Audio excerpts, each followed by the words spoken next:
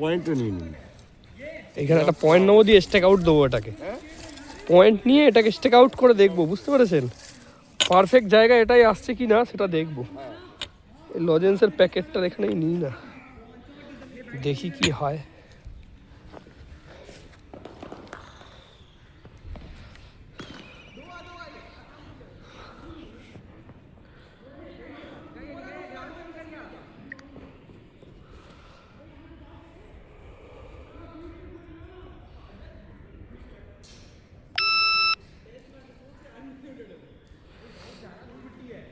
এটা জিএল করে দিই,